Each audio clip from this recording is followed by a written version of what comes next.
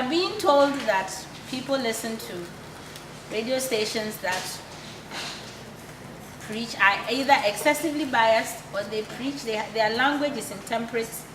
They preach against Ghanaians. So if you turn on the radio and you hear that, and it upsets you, what would you do? What do you do?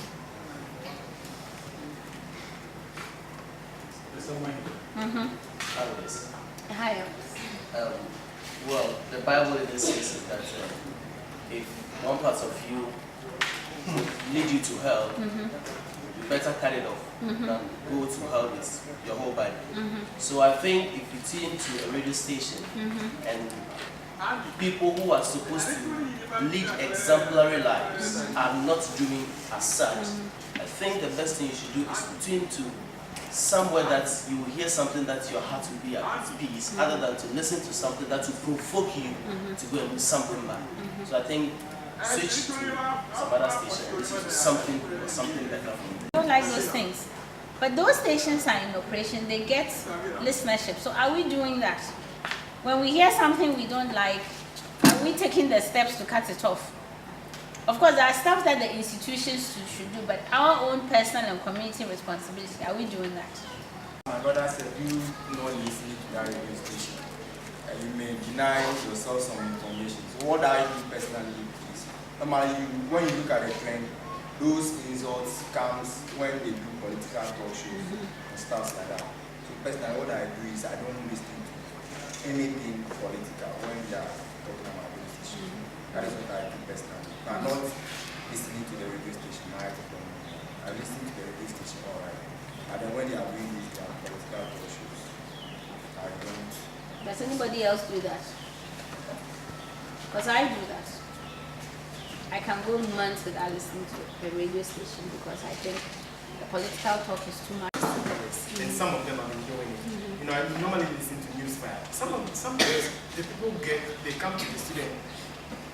You try to control them, but you can't do anything. They go on shouting, so sometimes just put them off air.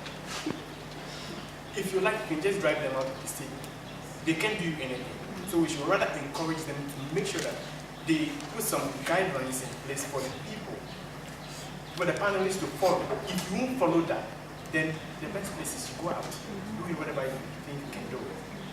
And then secondly, some of us when we listen to those things, it just makes us laugh. Yeah. Because you have respect for somebody, the person comes and says something that you can regard as nonsense. It makes you laugh. You feel like, oh, this man, I respect him so much. I don't expect him to leave this kind of or say these things. And secondly, thirdly, when we hear such things, sometimes you can just tune into the radio because excuse me to say, Atama is a foolish man. Maybe I'm afraid of Atama. He's a foolish man. I love you for so much. And other things just come in past, like personal differences. We just have to forget those things. Sometimes they have to come and go. If we are able to contain and tolerate such people, they will just pass and we realize that the people that we are trying to push into doing this know better than we do. They won't do it. When a person says the wrong thing, let's be bold enough to tell them that what you've done is wrong. It shouldn't be done and it's not acceptable. That, in that sense, even the followers of such person will see that, oh, it's true, we shouldn't have accepted that, or he shouldn't have, or she shouldn't have said that. Then we push forward as a nation. All these. Because if you want to maybe shut yourself up from listening to this politics on the radio, maybe there might be something you learn from there that you get. So I tune to the radio and I hear, excuse me to say, Rollins is a foolish man. I heard that and I don't mind. It doesn't concern me. I pick up the fact from the trash and then I let the rest. And that's all. I think the best side. Nigeria is going to reconfigure their numbers, so that at the end there will be a middle income economy. That to me, for instance, is a bit outrageous, right? If someone says that, oh, Ghana is a middle income, we've done this, this is.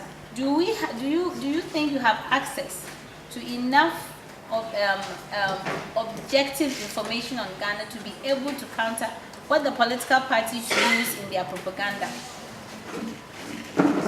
They are keeping most of the things to themselves. we don't know much of them. Some very little things that we know. And another thing is, let me say, Party A is in power and Party B is seeing something going wrong. But that doesn't want to talk Party A into the direct path, because if it does that, if the Party A will get popularity and then the Party B will lose. You understand? That is why it's like we don't know of them. You see it, someone says it, but then doesn't talk about it. He keeps it to himself. So we don't have any knowledge about it. And if we don't have access to information that will help us judge what the biased information parties are putting out against the truthful situation of Ghana, how then are we able to pick our political leaders? Okay.